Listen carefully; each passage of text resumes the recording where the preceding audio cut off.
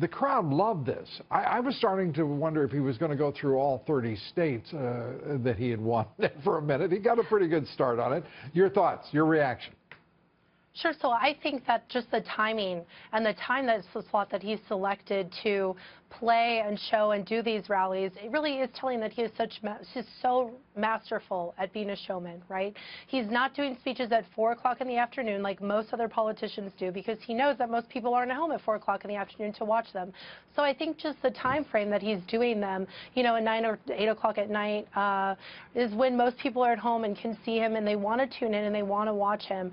So I think I want to point out that a majority of that audience is, of course, watching us right now here on the Fox Business Network, and good stuff. And we want to say thank you to Donald Trump once again.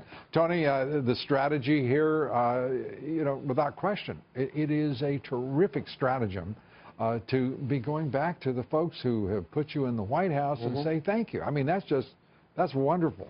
And sincerely do it, by the way. I mean, this is one of the most powerful things about Donald Trump, which has been underrated up until the night we all realized he won the presidency, is he amazingly connects on a retail level with people, with voters, and they believe in him, and they give him the trust to do the job. Now, remember, Donald Trump himself believes, and correctly so, that a movement was created this year that elected him, that he inspired something bigger than one man, certainly one party.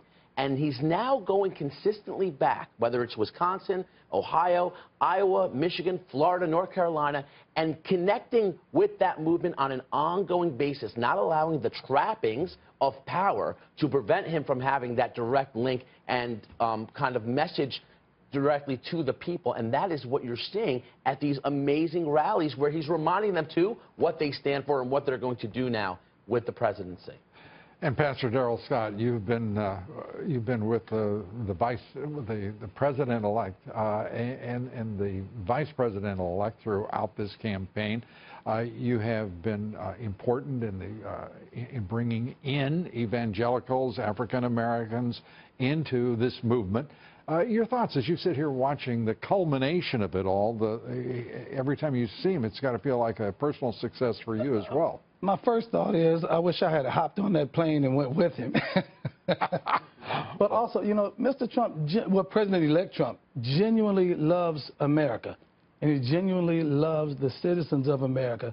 And he feeds off of the enthusiasm of the crowd. But he also understands this, that part of his responsibility as being a leader, one of the roles of leadership is to be a great motivator as well. You know, General Patton is one of his idols, and he understands the importance of, if we're going to do something great, we need to rally together. Then my job is also to motivate the troops, to motivate the citizens of this country, so we can all collectivize and undertake this endeavor so we can make this country great again. And so he feeds off the crowd feeds off him. I think it's a great dynamic.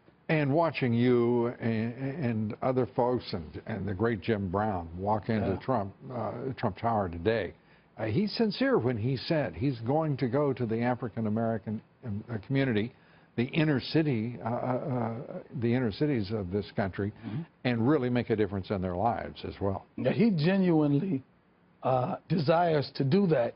And the thing that I thought was great was, you know, he made those commitments to me in private.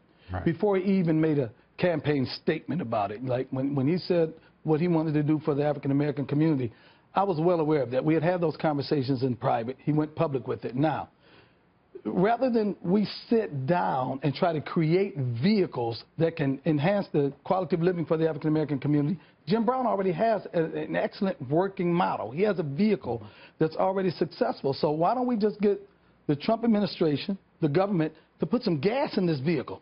And we can ride this American program. It talks about entrepreneurship, job creation, urban revitalization, suppression and displacement of violence. I mean, it's everything that we need in the American program to, if we partner with the Trump administration on this, it can be a home run for the country. Or we're going to be watching, and he is, as you say, I mean, he's absolutely sincere about each one of these issues, each one of his ideas.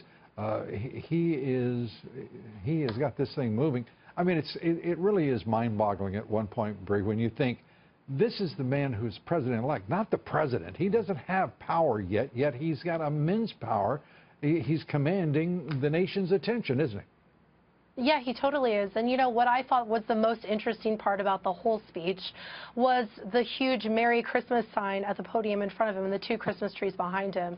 And I think we should keep in mind that this, you know, connotation that he's going to make people say Merry Christmas again, make Christmas great again, is really what attracted a lot of evangelicals to vote for him, who were really a significant voting bloc in this election. So now he's kind of returning and doing a favor to all of them and saying, hey guys, I'm not going to forget you. I know that you voted for me and you got a lot of flack for it. Evangelicals were assailed all throughout the election cycle for supporting and voting for him. And I think that, you know, now he's saying, I'm not going to let you guys down. All right, Tony, about 30 seconds. You get the last word. This is a man who's never once held public office, yet understands the power of the presidency is what you do with the bully pulpit.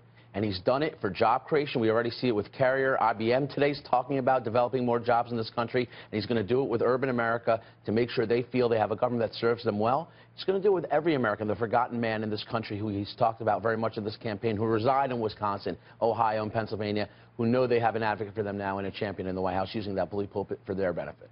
And it is a big deal that Governor Walker was there, Speaker Paul Ryan was there, and to actually welcome him to Wisconsin and to be absolutely authentic this time, if I may say, in welcoming as the president-elect. Bree Payton, Pastor Darrell Scott, Tony Sayegh, thank you all. Appreciate it so much. Thank you. Great to see you, Lou. Thanks. And we thank